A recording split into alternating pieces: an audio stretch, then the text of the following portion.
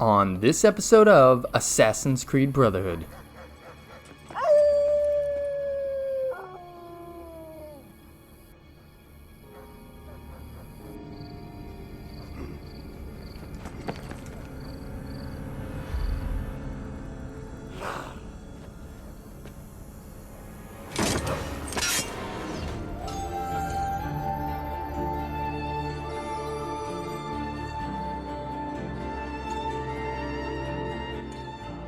Hello everybody and welcome back to our playthrough of Assassin's Creed Brotherhood.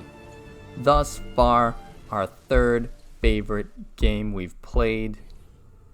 Well, at least top 3. This is episode 4.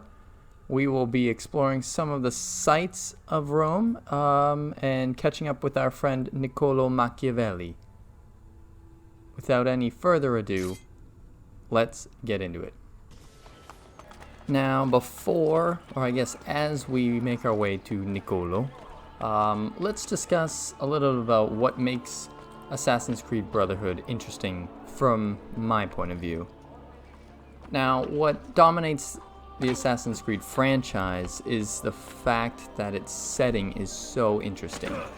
And part of what we're going to see today, I think we'll see today, if I remember the missions correctly, is just how fascinating it is to think about monuments such as the Roman Colosseum and its lifespan.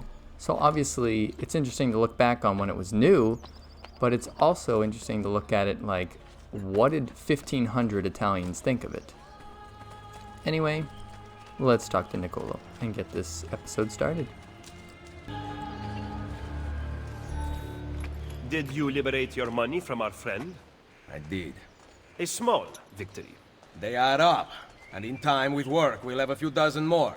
And in time, Cesare's gaze will return to us, and we'll be broken again. Now, where is my contact, Vinicio? He should have already intercepted the letter. Follow me.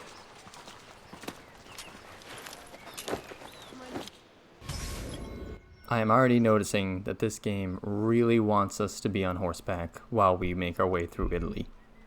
Maybe we should keep track of that.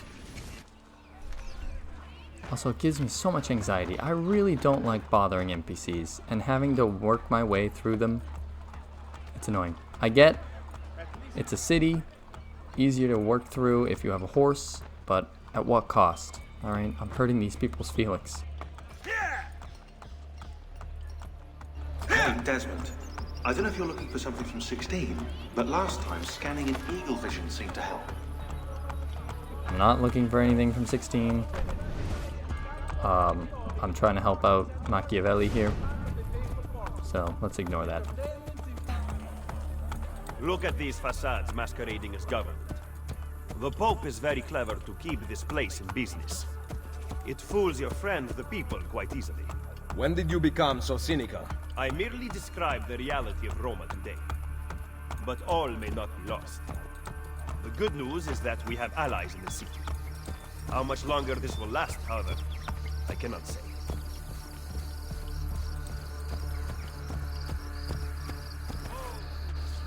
He was attempting to steal official Vatican mail. Perdonatemi, signore. You must be mistaken. Who are you working for, ladro? I am working for no one. Then no one will care what we do to you. Well, we gotta save this dude. Bam, one down. Oh, jeez. Grazie. Where is it? The courier still has the letter. Ezio, stop him! Find me at the Terme. Alright, courier time, here we go. We got this, no problem. He seems pretty slow. Leap! Okay, that was way too easy. Maybe it's because we've been playing Assassin's Creed 2 a lot.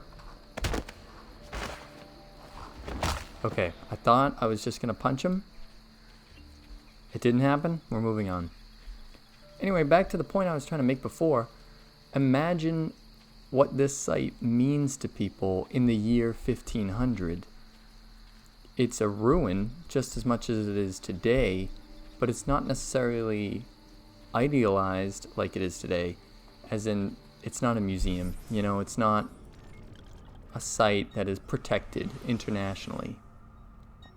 It's just that really tall building made of material that we'll probably have to reuse, which is what the Colosseum ended up being for, years. It was essentially a quarry.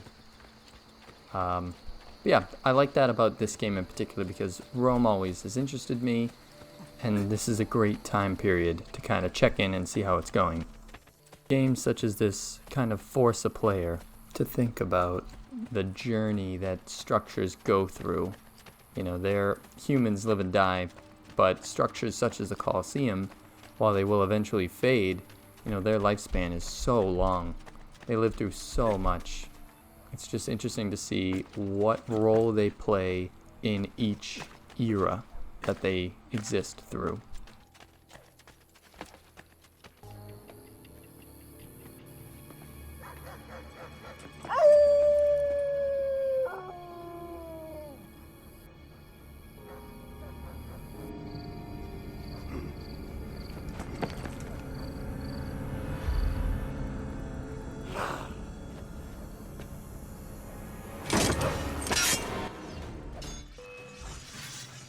Well, here we go.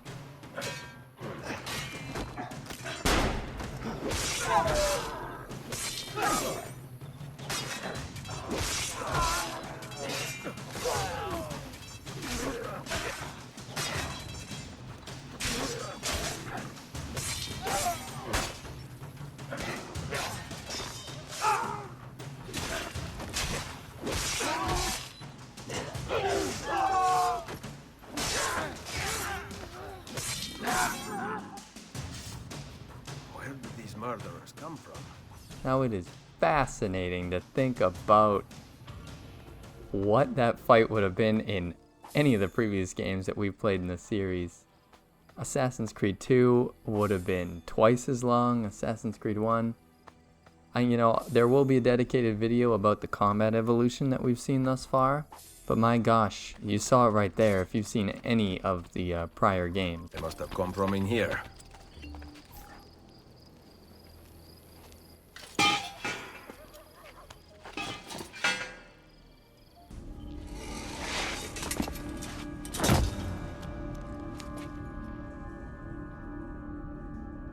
Okay, it's puzzling time.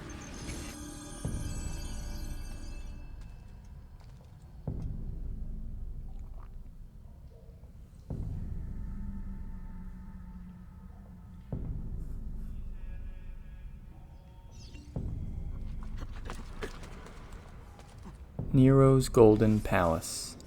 Perhaps the best example of early Roman imperial machismo, Nero had this gaudy monstrosity built after the Great Fire of Rome. Thought to have been as big as 300 acres, this gilded and bejeweled palace contained vineyards, pastures with flocks, groves, and a man-made lake. To top it off, Nero commissioned a 35-meter-tall bronze statue of himself to be placed just outside the main entrance, reassuring any doubters as to who exactly owned the building. The palace was known as a party villa, considering there were over 300 rooms, none of which were sleeping quarters. The list of ridiculous extravagancies goes on forever, one standout being a mechanism powered by slaves that rotated the dome ceiling of the grand dining hall as the heavens, while raining rose petals onto Nero's guests below. Now that is classic humility right there. What a humble man.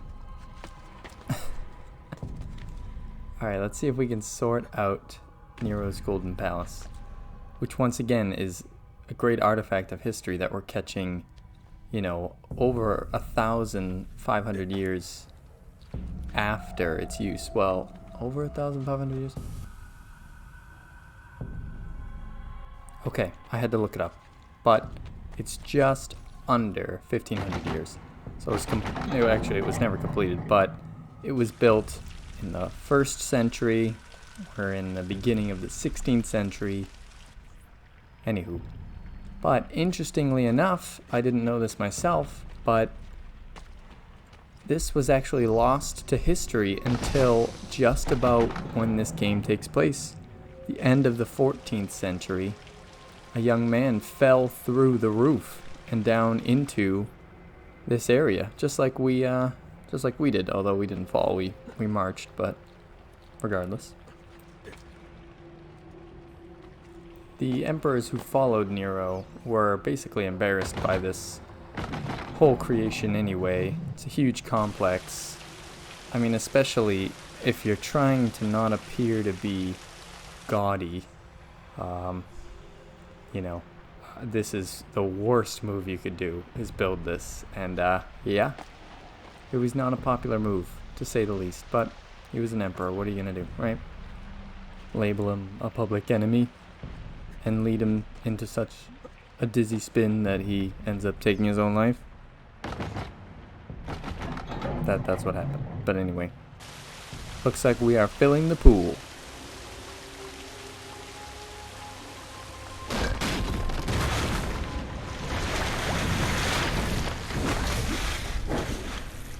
Welp. There goes a lot of history, anyway. I think I know where we're supposed to go.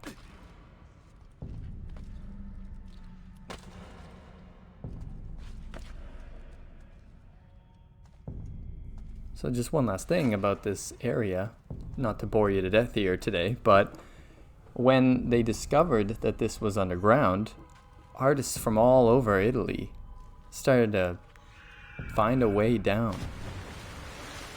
Okay, 2 wolfmen, but find their way down and in order to see the artwork, because it was still preserved even after all those years.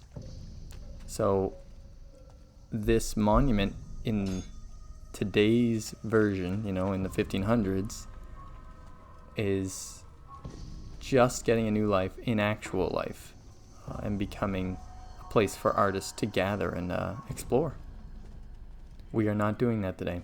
We are attempting to murder wolfmen.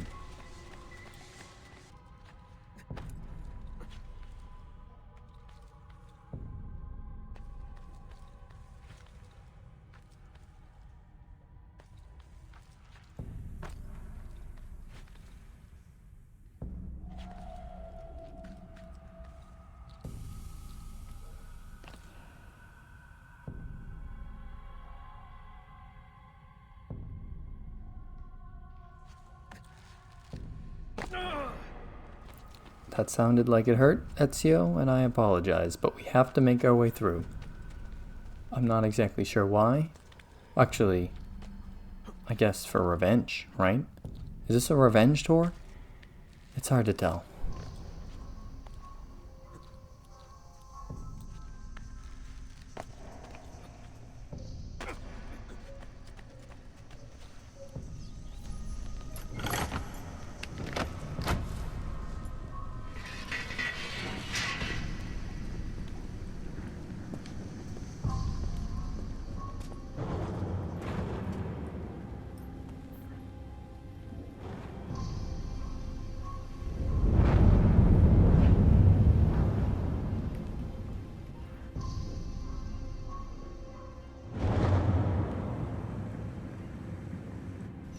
Is it too lame to say that Nero's area is lit? It probably is anyway. Moving on. Okay, clearly we have to get across here. Why an emperor would add in this much liquid that can be burned? Not exactly sure. Perhaps this is the game implying that Nero was in fact responsible for the Great Fire of Rome during his reign. I can't say for certain. Hoo hoo hoo. That was a heck of a jump. So was that.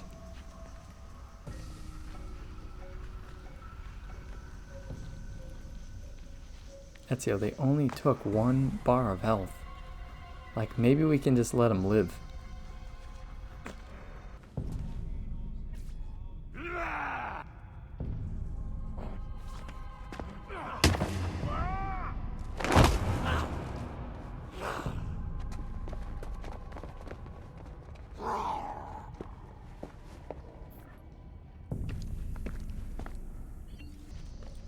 Okay, this is really quite the complex there, Nero. Damn. That's all I have to say. I don't know if it's just me, but I really like to look at the set dressings of the areas that I walk through. I know it can be tedious for some to watch, but it's just a habit of mine. Alright, here we go. Fortunately for Assassin's Creed players, the game's puzzles aren't...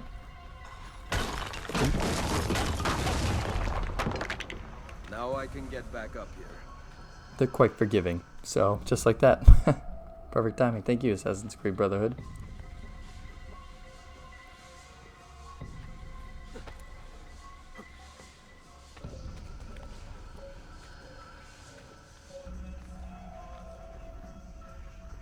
We're gonna ignore that chest. People, ignore the chest. Don't look at it. Don't even look at it. It's not even there. We're moving on. Money's easy to come by.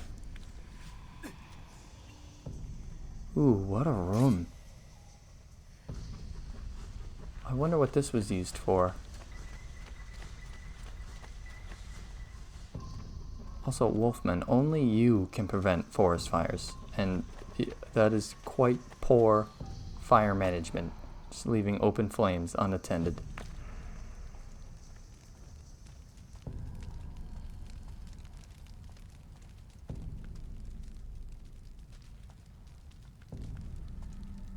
Jeez, those skeletons are, they got a fate worse than a lot of other people we've found thus far.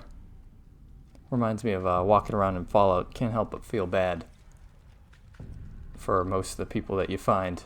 I definitely feel for these people.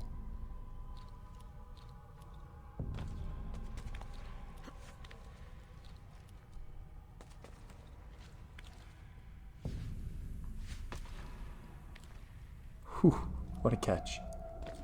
His hand strength just must be unparalleled.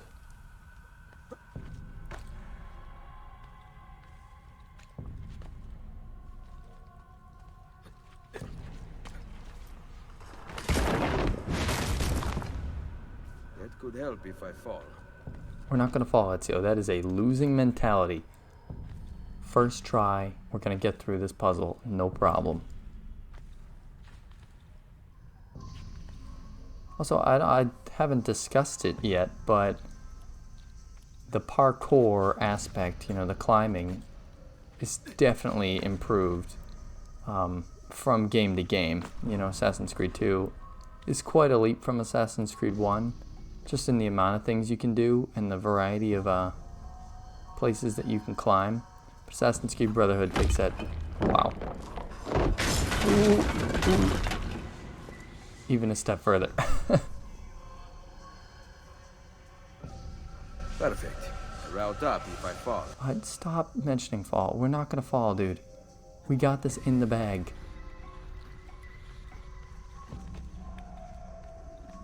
Keep going, Ezio. You got this.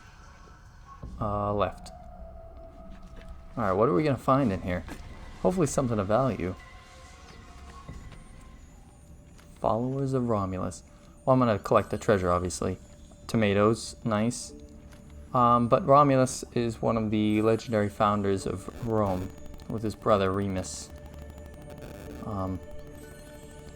As you can tell, one of them survived their conflict, and we're not in Rome right now, so you can probably guess who won that battle.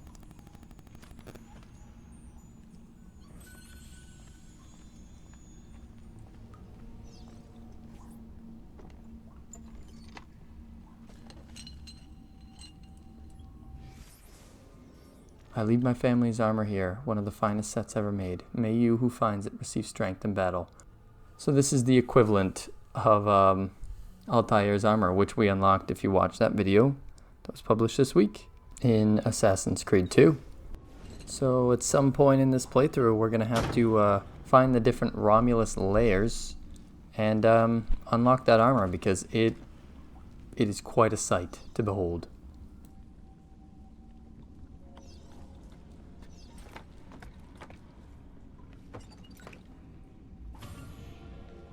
Yeah, 50% zinc. You're gonna see it a lot. I'm not a 100% zinc person. That's not my lifestyle. It's not what I do. The followers of Romulus. This band of false pagans has been terrorizing the city for months and driving the people into the arms of the church. Quite convenient. Exactly. I believe the Borgia are supporting them, but proof remains scarce. That is why the letter is so important. Here it is. I hope you can break a cipher. Cazzo! Another encryption. This one was supposed to be legible. They are transmitting them using a code sheet. Without it, we have nothing. Sometimes logic is not the only way to win a war. Andiamo. You said we had allies in the city. Bring me to them. Follow me.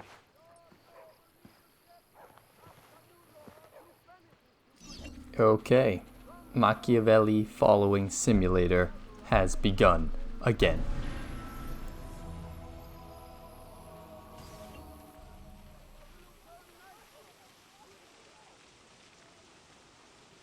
Okay, something to do for later. For now, gotta catch up to Niccolò. Hey Niccolò, why did you arrange a meeting place where I was gonna be ambushed by 13 wolfmen? Huh? Care to explain? Do you want to talk about that? No?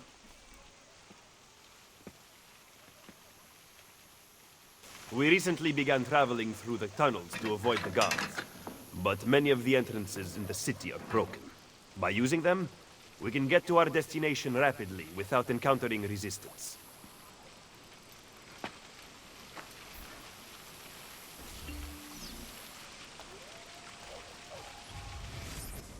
And welcome to the fast travel of Assassin's Creed Brotherhood.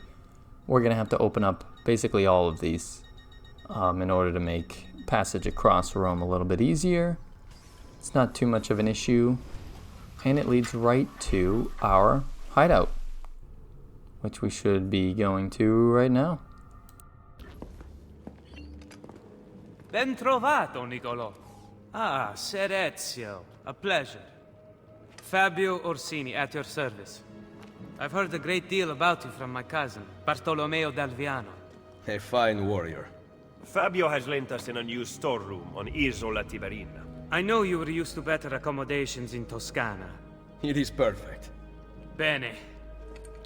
Then I am off to begin preparations for Romagna. Today, Cesare commands my men, but soon I hope we will be free. Now I propose we begin planning our assault on the Borgia. Oh, you think we are ready for such an attack? See. Do you know, for instance, where the Borgia troops took Caterina Sforza? What? Are you also unaware that the Borgia have captured the Apple of Eden? How could we have lost the apple? So, you do not know what goes on with our enemies. Do we at least have an underground here to work with? Hardly. Our mercenaries are ensnared in a losing battle with Cesare's French allies. We have girls working for us in a brothel, frequented by cardinals and other important Romans. But the madam there is lazy, and would rather attend parties than further our cause. What about the city's thieves? Do they have a guild? See, but they refuse to talk to us. I don't know why. What are you going to do? Make some friends.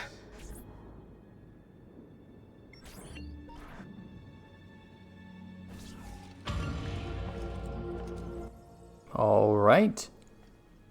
That's basically going to do it for us today. Sequence 2 is complete. We have our base. We made some progress with Niccolò, and we have a clear mission to build up the entire resistance against the Borgia. So, only minor things that we're responsible for now. That's great. But check us back next time for Sequence 3, The Fighter, the Lover, and the Thief. Likely the 3 factions that we have to recruit for our little resistance movement. Anyway, check us out next time for episode 5. For now, thank you so much for watching, and I hope you enjoyed the video.